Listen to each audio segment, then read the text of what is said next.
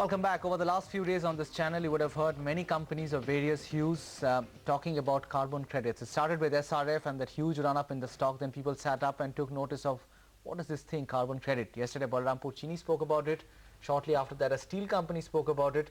Everybody in the market's wondering, what is this carbon credit all about? Sugar companies, tire cord companies, steel companies. Is it something that they make or export? Is it not a product as such? So I thought we would just sort of demystify this carbon credit thing a little bit. Got two experts who are engaged in this business. Deepak from Gujarat Fluorochemicals has joined in, and they are sort of one of the first of the block from India on this carbon credit thing. And Sameer Singh from the Environmental and Social Specialist Group, South Asia region of IFC, has also joined in. Remember, IFC is also at the cutting edge of this carbon credit revolution. Good morning to both of you. Let me start with you, Sameer. There's a lot of confusion on what this carbon credit thing is all about. Could you, in lay terms, just explain to our audience what exactly is a carbon credit? Yeah, essentially, just to give you a very brief background, we all have heard of something called global warming, and scientific evidence kind of indicates that global warming is caused primarily because of emissions of CO2, increased emissions of CO2 into the atmosphere. Over the last century or so, this increase in CO2 emissions has occurred primarily because of, some amount of scientific evidence suggests that this has occurred primarily on account of human activity. And this human activity again is primarily either agricultural activity, manufacturing sector activity, transportation sector, domestic heating, and various other activities which use energy or use certain kinds of gases which get ultimately released into the atmosphere. Now, to mitigate this whole issue of global warming is expected to take a major toll on the planet if it were allowed to grow unchecked. It would result in possible changes in the climatic patterns across the planet, which would result in huge losses to nations, and particularly the poorer countries might be worst hit, and they would be worst equipped to cope with those impacts also. Polar ice cap melting might result in submergence of vast areas of coastal land, and again countries like it is expected that if global warming were to go on unchecked, countries like Maldives and Bangladesh might be very seriously impacted. To mitigate this, in 1997, the Global Committee of Nations, actually in 1992, United Nations Framework Convention on Climate Change was set up, which started looking at ways to address this issue. And eventually in 1997, the Global Committee of Nations signed off an agreement called the Kyoto Protocol. Now, the Kyoto Protocol is targeted at stabilizing the greenhouse gas concentrations in the atmosphere. Under the protocol, there have been three mechanisms that have been provided. The first one, of course, is called emission trading, wherein two developed nations can undertake projects in any of the country. And Sameer, I need to interrupt because we've got finite time with us. Could you just, right. We've got Kyoto Protocol, we understand that. Could you just cut to the chase and tell us about what is a carbon credit? Where does it fit in here? Right. So one of the mechanisms under the Kyoto Protocol is for a partnership between developed countries and the developing countries, wherein a developing country corporation or government could undertake projects which will result in reduction of GHG gases. Now, the reduction is to be calculated against a baseline scenario wherein, had this project not happened, there would have been a certain amount of CO2 emission, or one of the six gases under the Kyoto Protocol would have been emitted. One of the six gases essentially are again CO2, methane, nitrous oxide, HFCs, and PFCs and SF6.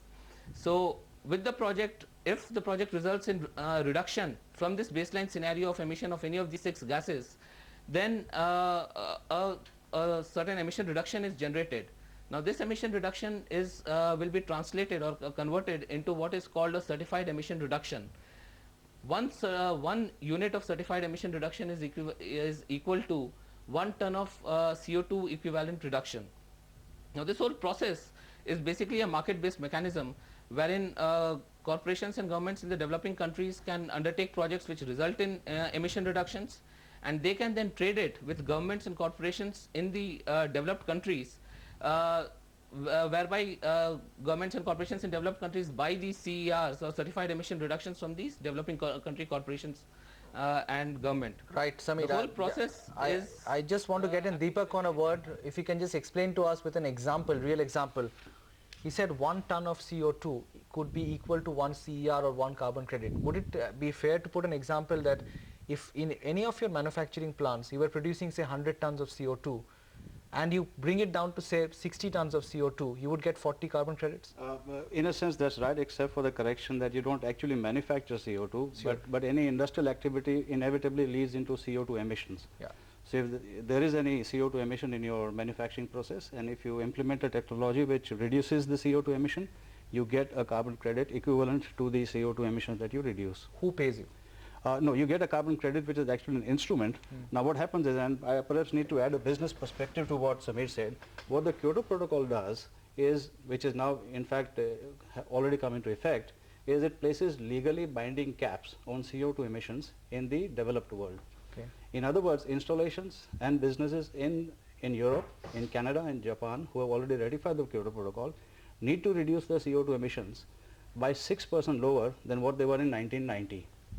So the options for them is that they either need to degrow from 1990 over the growth that they attained over the last 15 years, or they need to implement technologies to reduce the CO2 emissions at their installations.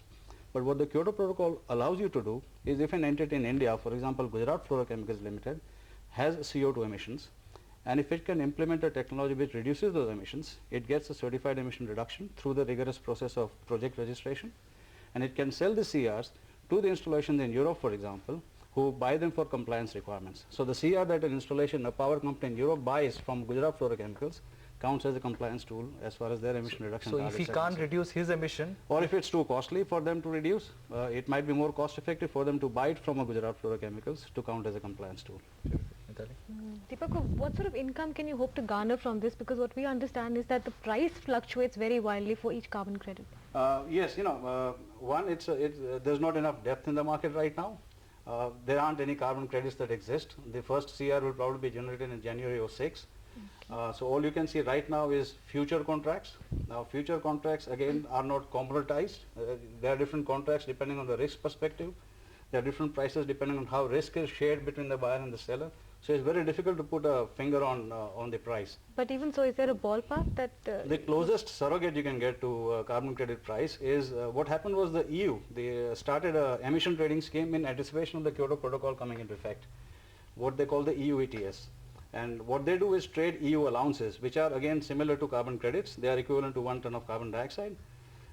EU allowance prices have gone up recently. They're shot up through the roof actually, but right now they are traded at about 26 euros, 26 to 28 euros, which is not to say that carbon credits from CDM projects would get that price. Again, it's going to be a function of demand and supply when carbon credits will be ready for delivery.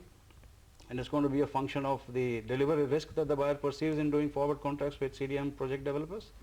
But that's the maximum, I guess, you would expect at this point of time. Samir, very quickly, could you point out which industries it could be that benefits it? Because we've talked about sugar, we've talked about fertilizer and steel as well. Are these broadly the industries that will benefit from carbon credit, or are there other sectors as well that could... Actually, any industry which uses energy can benefit from this. Any industry which manufactures as a product or a byproduct any of the GHGs can benefit from this. Deepak's company is itself an example of a byproduct decomposition. But we could look at aluminium, steel, fertilizer sector, the energy sector per se. You could have fuel shifts in energy sector, repowering in energy sector. You could have renewable energy itself as a CDM project. So basically there is no real limitation on who can benefit from it. Most of the deals, Deepak, would be struck with companies in the developed world, or do you think it would be with international institutions like IFC? Well, there would be institutional buyers like IFC and the World Bank. There would be governments who need them for compliance purposes, because governments run transportation sectors and therefore need to reduce CO2 emissions. there would be companies, there would be funds, there are pool of buyers, so there are all kinds of buyers out there in the market. Can you get into a long-term supply contract with any of the companies now and lock in the price, or do you think the price will be determined by what the prevailing market price is then? Well, you can do all kinds of contracts. You can lock in the price, yes, right now, and you can even do floating price contracts where it's a function of the prices prevailing at that point of time. So you have actually locked in any contracts at 26 euro per unit? I am not allowed to divulge prices because of confidentiality reasons, but we have locked in a few contracts, yes. Which have any relation to the current price that you mentioned? Prices for CDM CRs obviously move in tandem with EUA prices, which is not to say that they are equal to EUA prices, but yes, if you see a rise in EUA prices, you also see a rise in CR prices. Could you give us a sense of how big the global carbon market is at this point and how much India could garner in a share of that? Yes, the global carbon market in 2008, which is the beginning of the first commitment period of the Kyoto Protocol, is expected to be about 1 billion tons of carbon, broadly broken up into 500 million tons from Europe, about 250 million tons from Japan, and about 250 million tons from Canada.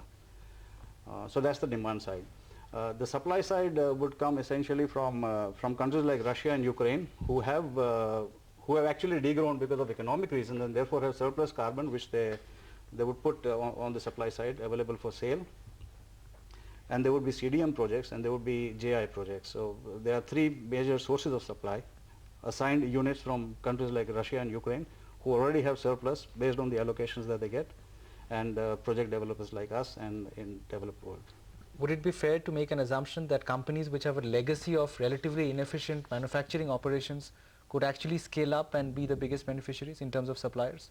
I would say that companies that have an opportunity for reducing greenhouse gas emissions, who have an opportunity of improving technologies, who would benefit from this.